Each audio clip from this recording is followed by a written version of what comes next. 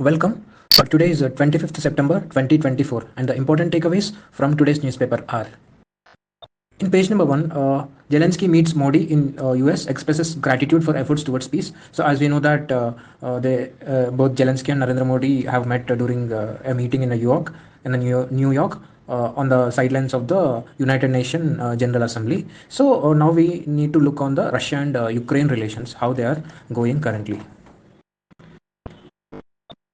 So, establishment of relations have taken place between Russia and India in 1992 after Ukraine's independence, and India recognized Ukraine's sovereignty and independence early on. So we also have the embassies in Kiev as well as in New Delhi, and also the high-level visits have strengthened ties so far. And India and Ukraine have a significant trade in pharmaceuticals, machinery, chemicals, and especially the sunflower oil. And in COVID time also, we have seen the price rise in sunflower oils and other oils also, because Ukraine supplies most of the sunflower oil to the world. And Ukraine imports Indian pharmacy and IT services also. So, and other issue is we have seen in COVID time that large number of Indian students uh, felt discomfortable during Ukraine because they went for medical studies. That is also there. And defense cooperation is Ukraine has supplied military equipments to India, and also the cooperation is so cautious because India is again close tie with Russia.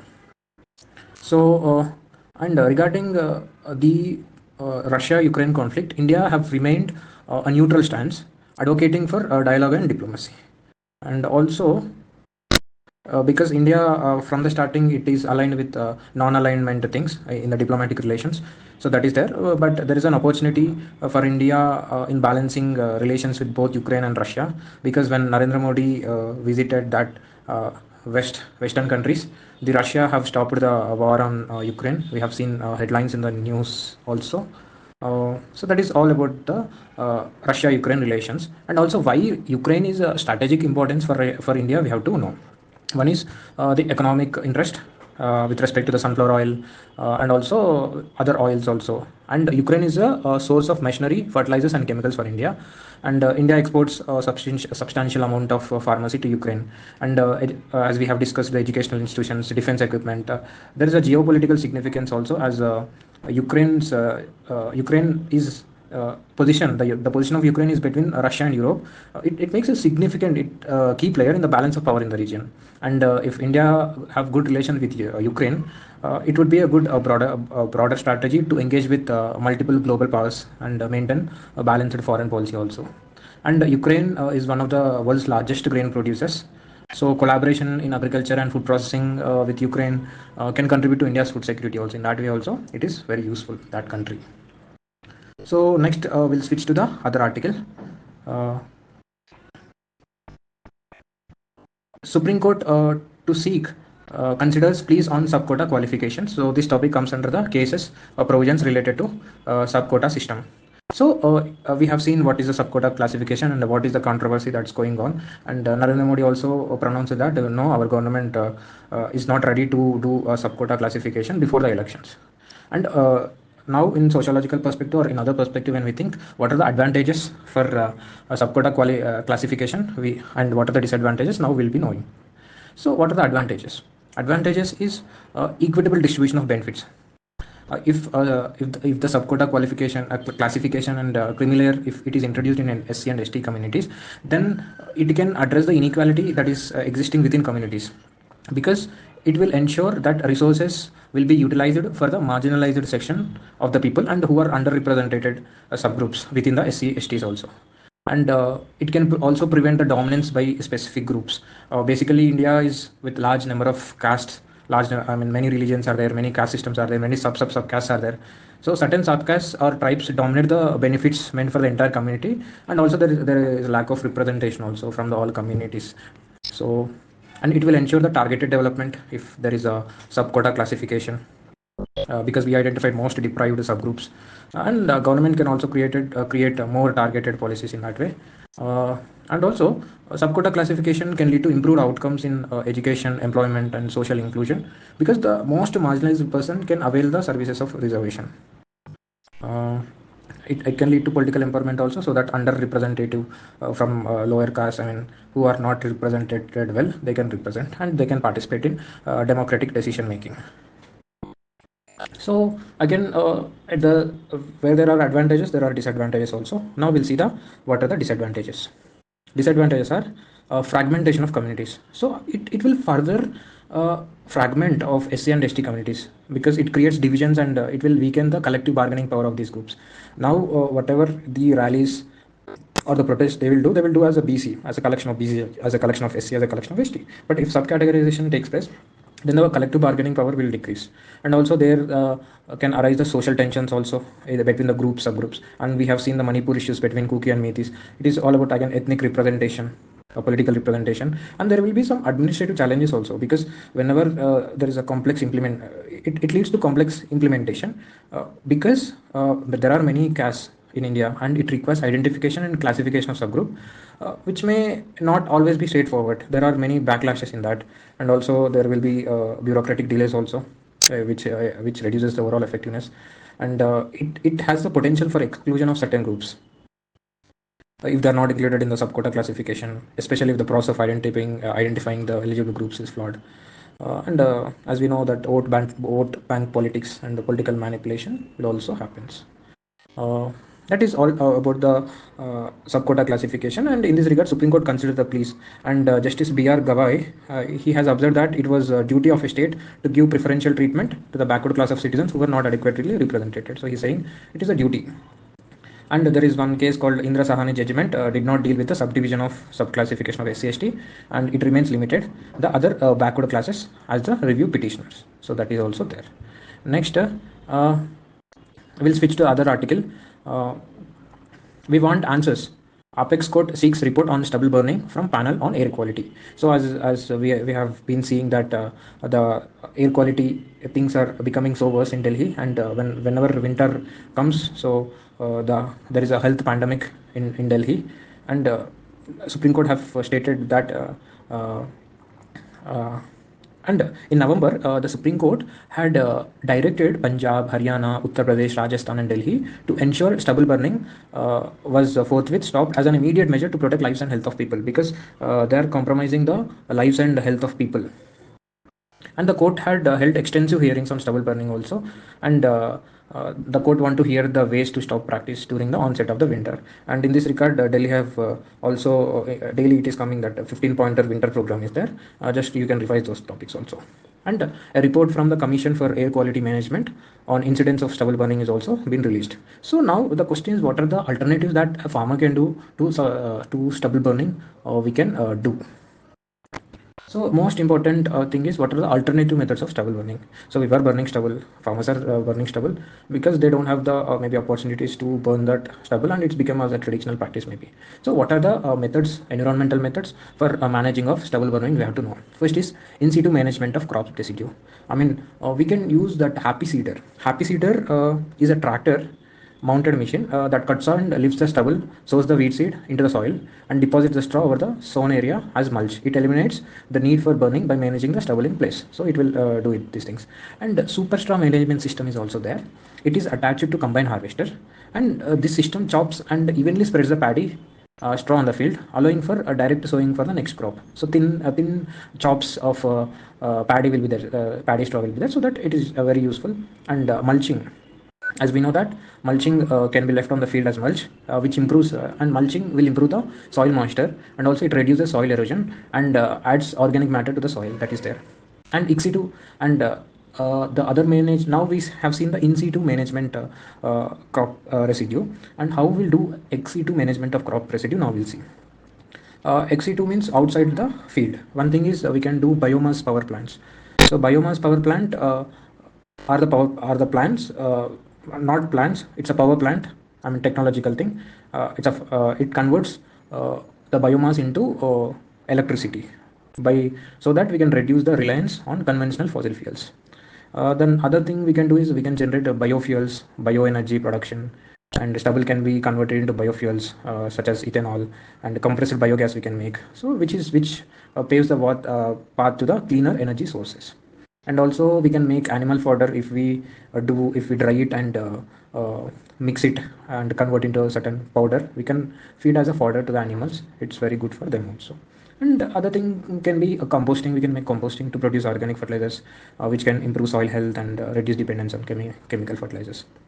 And any other technological interventions also we can write in exam. For example, pusa decomposer. And pusa decomposer is developed by Indian Agriculture Research Institute. This is a microbial solution which can be sprayed on crop residues to decompose them quickly, and it will convert into compost. And there is also turbo happy seeder. And happy seeder means it will seed the seedlings. It will manage stubble more efficiently. And also we can do crop diversification, intercropping.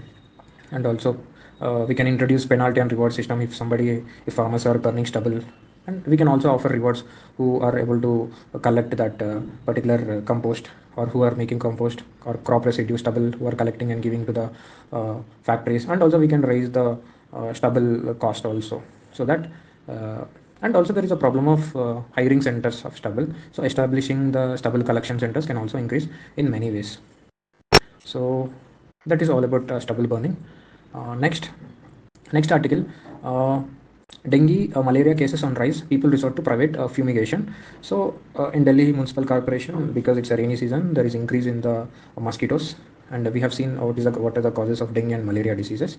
And because the government is not, I mean, Delhi is a big municipality, and on every corner government is not going and doing things. So the people themselves, they have collecting the money from themselves, and they are spraying this. So this fumigation is a method of pest control, which is used for the removal of harmful microorganisms. By completely filling an area with a gaseous pesticides, you will spray, so that it will make the mosquitoes and other insects suffocate and they will die. So that is how it works. Next article.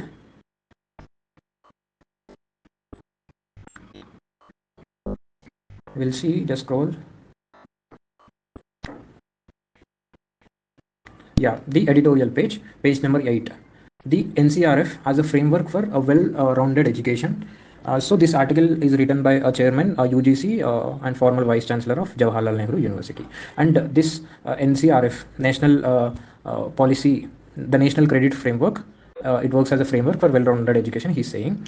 And this particular article is very important because in 2020 also they have asked, the UPSC have asked a question that the national education policy 2020 is in conformity with the sustainable development goal.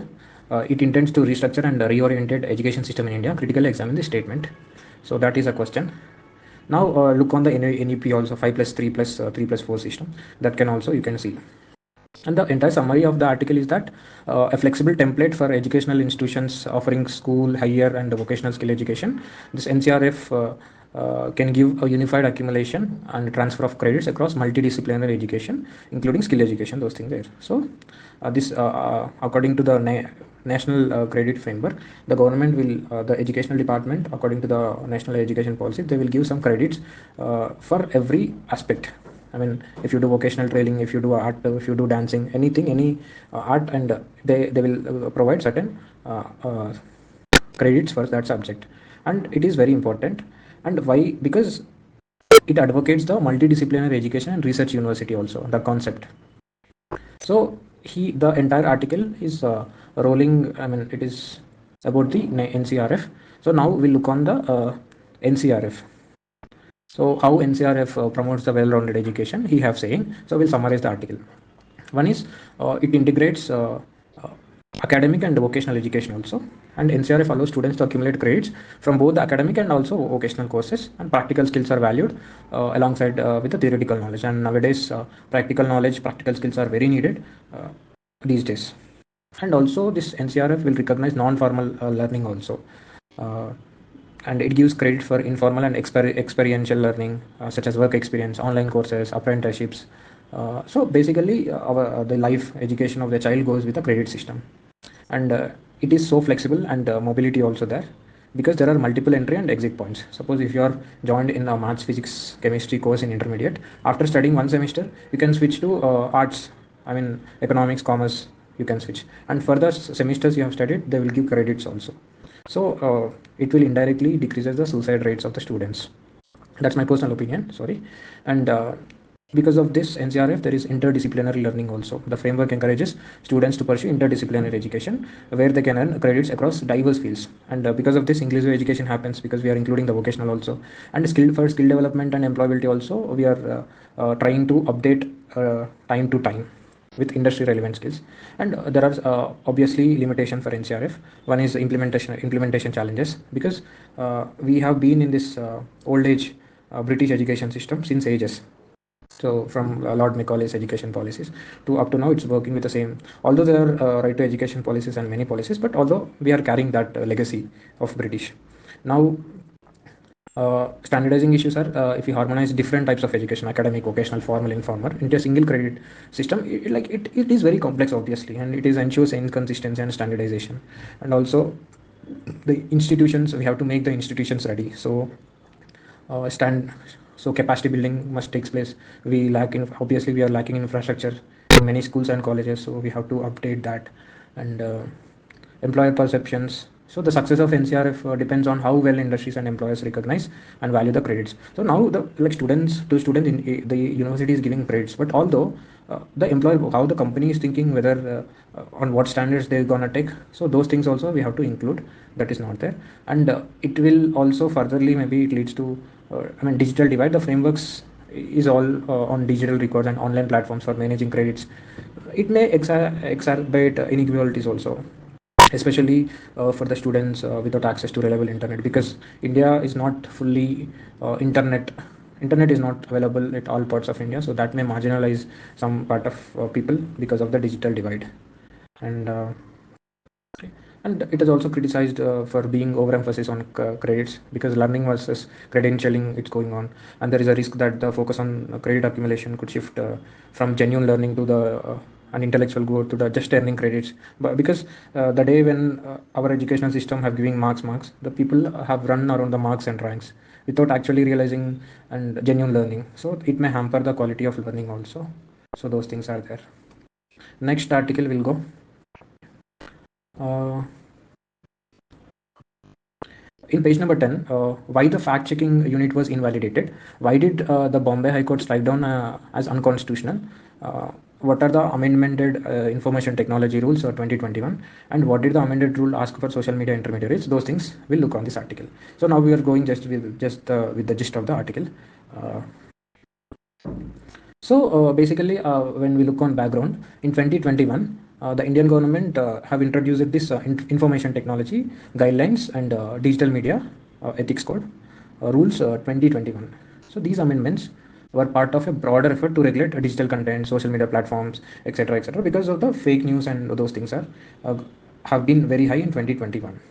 And why did the Bombay High Court struck down these rules? Is it will violate the freedom of, violation of free speech, and it is unconstitutional. So the High Court have said, and these rules mandated the publishers of news and current affairs content adhere to code of ethics and set up a three-tier grievance redressal mechanism. So it could lead to the chilling effect of free speech. Maybe people can't give free speech because of the government restrictions, and also excessive delegation of powers. So the court observed that the rules provided are vague, and it leads to the authoritarianism of the government.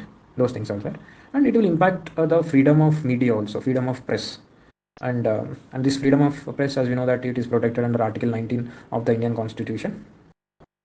And the court also emphasized that any regulation of digital content must be balanced against the fundamental rights guaranteed by the Constitution. So that is there.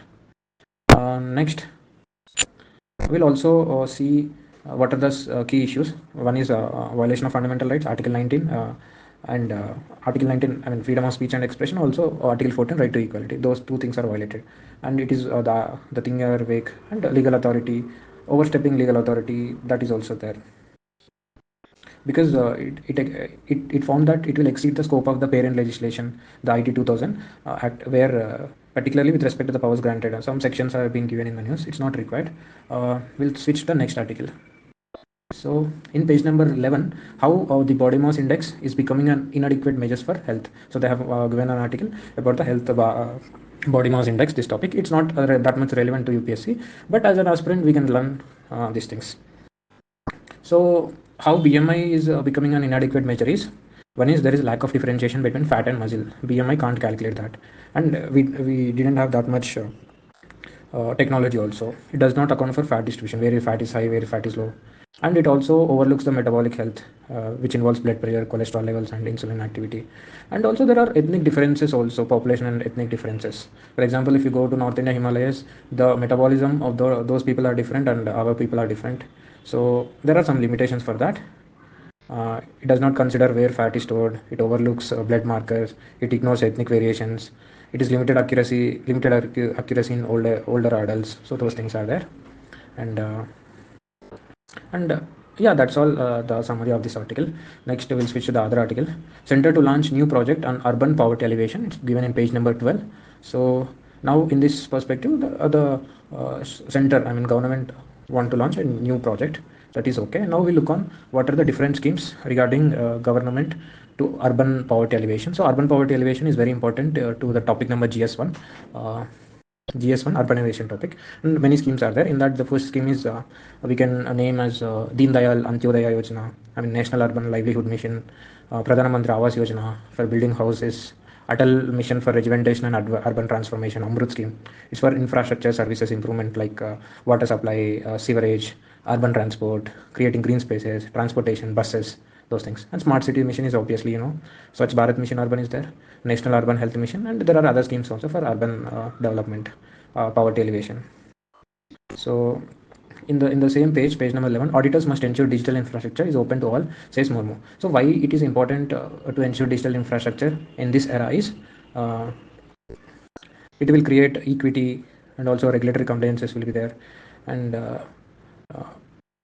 it should increase user experience, and thinking about future will be of more digitalized, more inclusion government, more governance aspect should be there. So it is important that digital infrastructure should be open to all in order to do digital inclusion, social inclusion, uh, and other things. So just scroll. So in uh, with subcategorization of SCs, a reality in Haryana, BJP does a balancing act. So something is going on in Haryana. We'll check later. Like some politics have been given in this today paper. And in page number 14, unemployment rate has not fallen, labor survey. So they have given the periodic labor force survey. In that for 23-24, the unemployment rate is to 3.2%. And they have given one graph from 2017 to from 2024. And in 2017, it's about 6.1%. In 2018, it's 5.8%. In 2019, 4.8%. In 2020, 4.2%. So last year and this year, 2022 3 and 23-24, both remain 3.2% unemployment rate as per labor survey. So that's it. That's a summary of that.